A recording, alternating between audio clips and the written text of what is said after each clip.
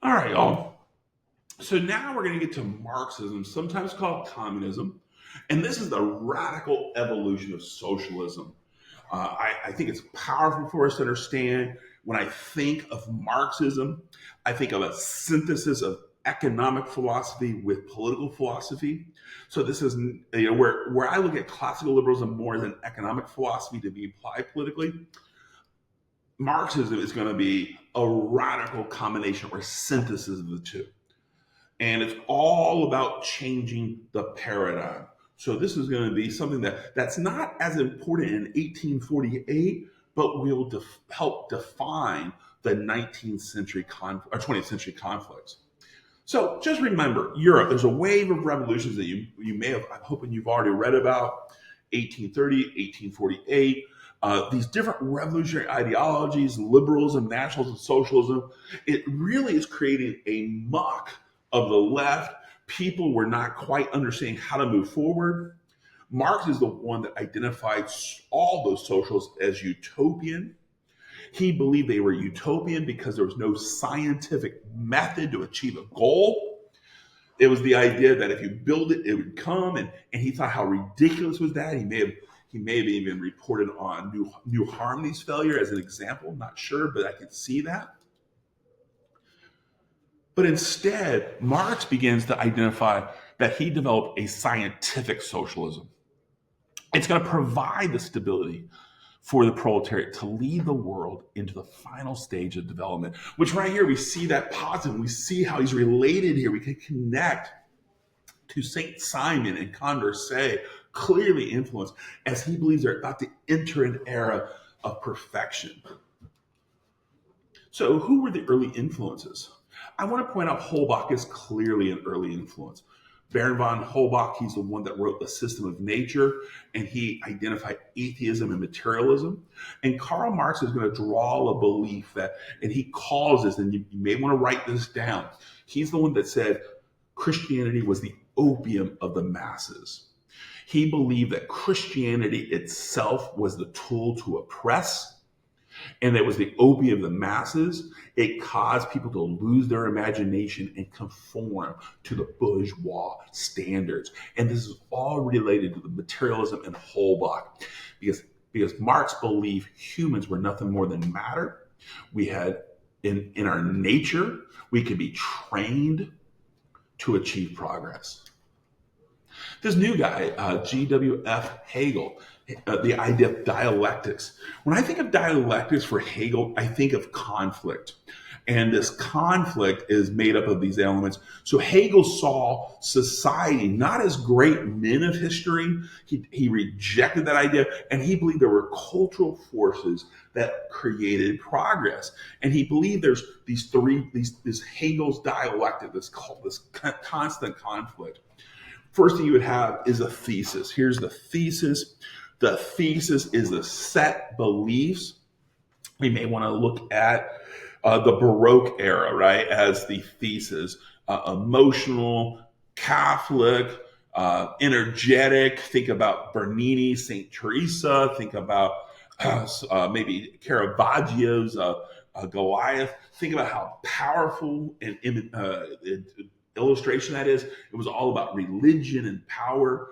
And then that sets the thesis or the accepted set of beliefs. That is the paradigm. And what always happens is a antithesis or an antithesis, but that's an antithesis, would rise up. That might be like neoclassicism. It's the idea of coldness, rejecting the emotions, rejecting religion. It's the ideas of the Enlightenment. And now, instead of being a separate unity, they begin to conflict. And here we see how the thesis and antithesis, they fight until eventually neither one wins. What it does is form into a synthesis. So we go from a thesis to a process of fighting to a synthesis that creates the new thesis.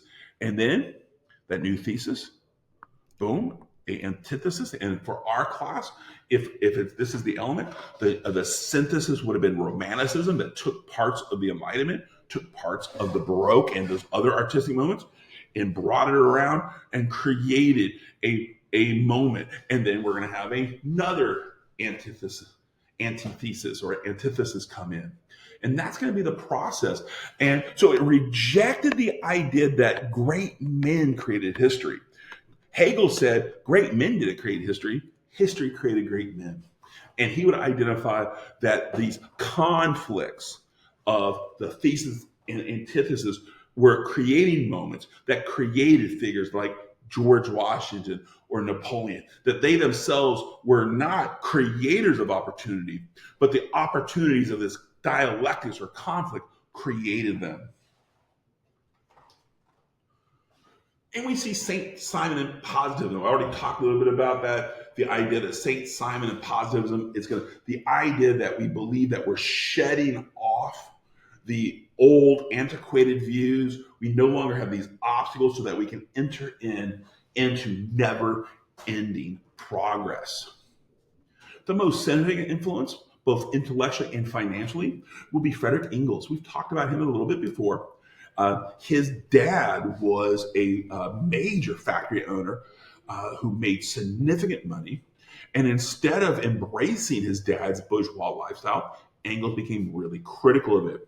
He published a book in 1845 called The Conditions of the Working Classes in England in 1844, which is a reflection on what's happening. This book was it's the book that created the concept of wage slavery that we've already talked about. Remember, wage slavery is this new version of slavery. We feel like we have a sense of independence because we're working for wages, but those wages control us because all we do with those wages is buy consumer goods. And by buying consumer goods, we're providing for the bourgeoisie. Then the bourgeoisie needs us to labor. And then as we labor providing for the bourgeoisie, they provide us wages for us to give the wages back into spending. So the bourgeoisie continues to expand in wealth and progress while the laboring classes maintain oppression and suppression by the bourgeois. And this really hit this friendship. Karl Marx, who read this book, was so excited about it that he and Engels would meet. They would develop a lifelong friendship, and Engels will actually be providing much of the resources for Marx, because Marx is not a producer of goods. He was not someone who sold products.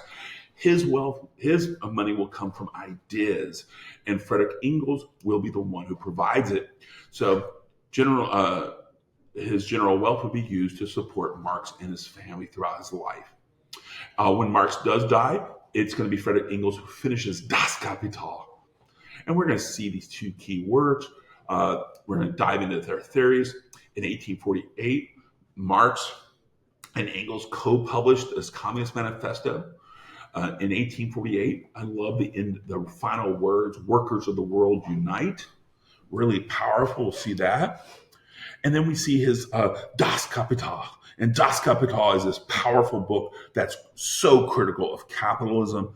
I would not suggest reading it. It's quite thick. It's similar to Adam Smith's Wealth of Nations, not a page turner, if you will. If you want to understand economics, maybe Wealth of Nations and Das Kapital would be good juxtapositions to read. But other than that, I would just listen to your historian talk about it. But what were the key ideas of communism, Marxism? Our understanding of this really dates back to the Communist Manifesto in 1848. And Karl Marx and they base their ideas on economic determinism. They do not believe in free will. They believe economic factors and the forces determines our life. We have not a life of choices, but a life of direction by outside forces. And he believed where he rejected his teacher's idea of cultural conflict, he's going to say, hey, Marx's dialectic is going to be a dialectic of class conflict. He believed history was driven by class conflict. The previous generation, he would argue the estate system with the nobility dominating the third estate. He identified that class conflict led to the French Revolution, that he loved the French Revolution. He thought the French Revolution was a spontaneous class conflict, which is a little limited today as we see it. But he believed that the final class conflict was created between the bourgeoisie and the proletariat. He's the one that really pushed the word of proletariat, this united laboring class, not defined by jobs or national distinctions, but that a general proletariat would eventually unite. And he believed that industrialization was the peak of Western progress. He believed that now, if it's the peak, we're entering a threshold of perfection.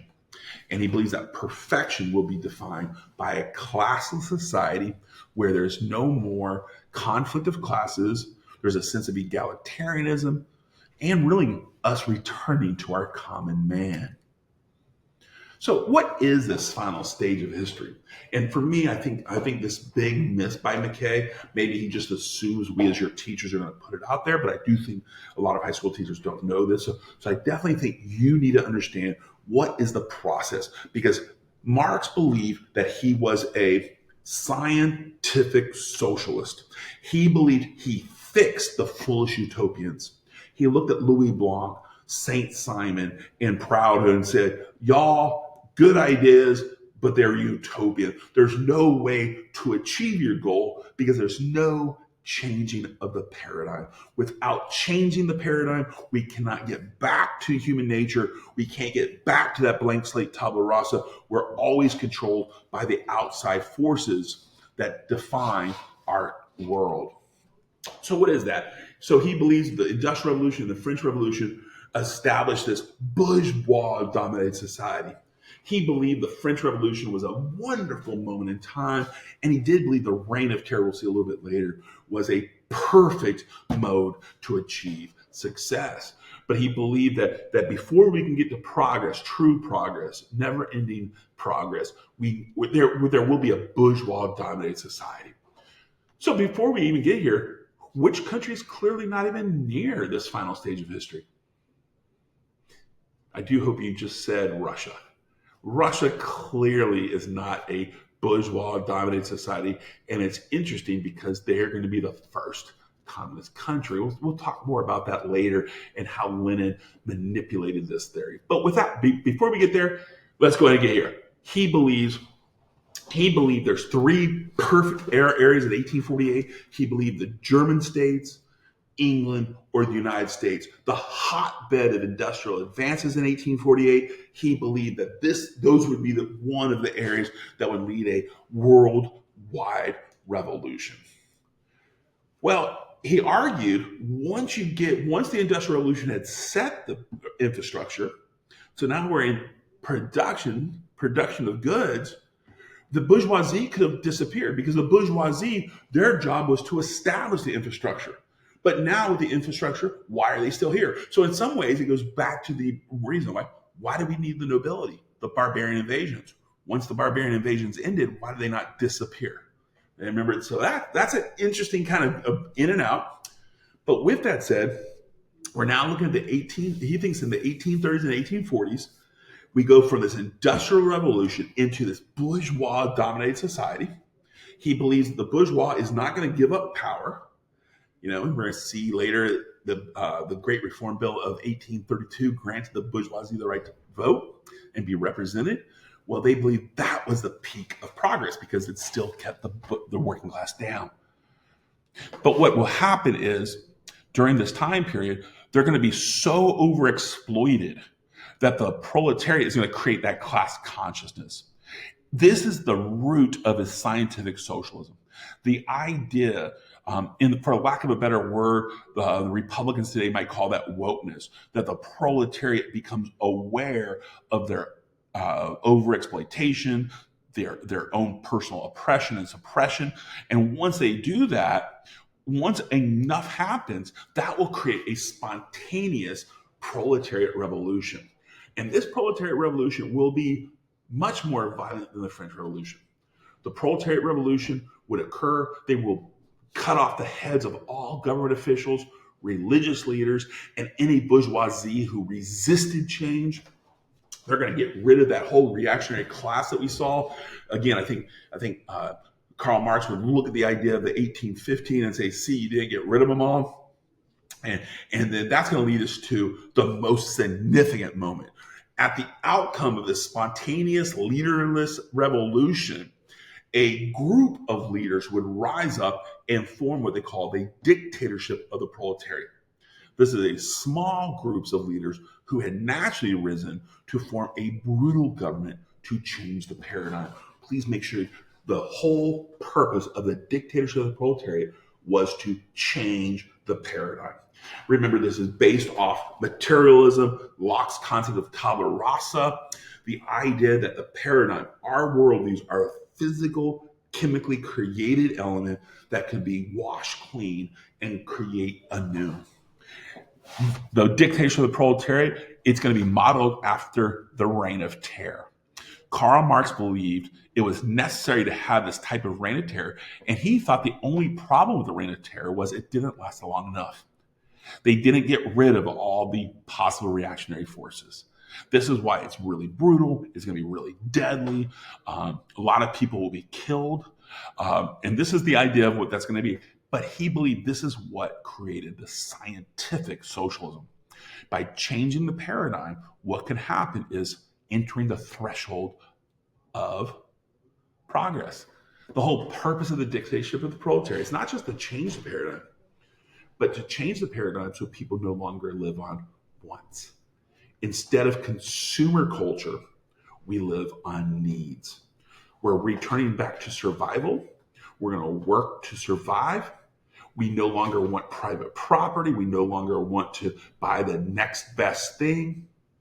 We are satisfied with the nature of our lives, and we have a complete egalitarian society. No one person is more valuable than the other. We live in a classless society of perfection. Once a dictatorship feels like this has been established, we can have the withering of the state. The withering of the state is once this has shifted, the government begins to voluntarily shrink. And as they're shrinking, they're not going to disappear all at once because they're not sure. Maybe some people have been faking this change. Maybe if I'm like, hey, I'm just kind of following along, we'll get done with this. But all of a sudden, I start wanting my Nike shoes over my Adidas shoes or whatever. I am then identified as bourgeois. I would be then sent back to a concentration camp. I would be retrained or executed. So the withering of the state is shrinking of that national state to the point, and once people have fully embraced their quote unquote human nature of equality, that's when we get to pure communism. And pure communism is a proletariat paradise where there is no class conflict, there is no government oppression, there is no crime because there is no longer wants, but we're living on needs. And in this sense, there's no national divisions. We are in this utopian fraternity. And remember, where I'm calling it utopian, Karl Marx would be like, no, dummy, we're in perfection because what have we done? We have scientifically changed the paradigm. So that's that revolutionary sequence. Set it a little differently in my little outline. You may want to pause it to see kind of each of those steps. Very, very important. And then we get to the limitations. Why do we never see a true communist revolution? You know, we can look at Russia, we can look at Cuba. I believe in many ways, shapes, or form, there's no true fulfillment of this because I'm not sure. You tell me. Number one, is there a sense of human nature that could be cooperative? Is John Locke's idea that before society was created, we're cooperative, only to be corrupted by forces, external forces, making us competitive?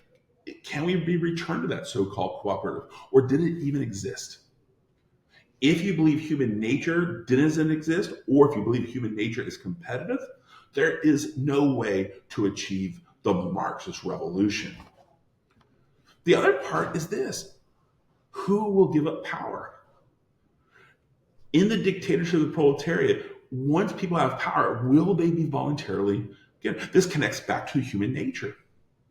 When I think about the Russian Revolution, we're going to see a guy named Lenin and Stalin. They're going to refuse to evolve out of their dictatorship because they didn't trust the masses. So if you're stuck in this dictatorship of the proletariat, do you ever get to pure communism? Of course not. And the second part, something we haven't covered, of course, because it's not on our timeline yet, but beginning in 1870, we're going to have the second industrial revolution that changed the nature of the industrial class system. Instead of this binary bourgeois proletariat, we're going to see a multi-layered class system. Social mobility will become much more fluid, and people will have access to consumer goods. And this really deflated the idea of Marxism, because once the proletariat becomes consumed with these consumer goods, they're consumed with leisure time, they're consumed with vacations, all of a sudden that revolutionary nature that may or may not exist disappears. So with all this chaos, I do want to point out, so right now we have identified a whole bunch of stuff. We have radical liberalism that broke away from classical liberalism with republicanism. We have this socialism that has three different flavors. We have this Marxism now. Now all of a sudden, if I'm part of the proletariat, I don't even know what is the true philosophy. Well, this is where we're going to converge here to the First International. The First International, this was an international organization that sought to unite the radical ideologies. As the right, the conservative forces define themselves by their similarities, so the reactionaries and conservatives could hook up to counter this mass group of revolutionaries. The left only saw themselves by their differences, never truly to unite. So from 1864 to 1873, it's the First International, these meetings, this ongoing organization that is meant to unite. Here we have a nice little romantic poster here about the workers of the world uniting. Marx becomes this key leader early on, but Marx is so narrow, he's so dogmatic that he still continues to refer to Proudhon and Blanc as utopians. In the end, they're really, despite this romantic hope for unity, the First International failed to unite the left. And this is why we're going to start seeing the crumbling, and it's going to create a little bit of chaos. But that's the First International. So now let's just go ahead and conclude here. Our conclusion is, I want you to ponder, look at the ideologies. Is there an ideology that you really like? Hey, that's interesting. Which one intrigued you the most? Either something that you support or something you oppose, but you're like, man, that's interesting. I've never thought of that way. Go in and talk to your peers. What makes it so important? What are the details? Which ideology do you see the most utopian? Is it that utopian socialism? Or is it even the classical liberalism? The classical liberalism, even though we see this laissez-faire economics, is it to achieve? Or is it the idea that the Marxism is garbage because we're never able to get past the wants? And could the various ideologies ever unite? How can they unite? Or what prevented them? And this goes beyond just what I've said, right? It goes beyond the idea of they define themselves by the difference. What differences are the things that keep them from uniting? Or what similarity can they form with? But with that said, I hope this makes sense. This is the hardest part of this semester. Ideologies is so difficult to comprehend.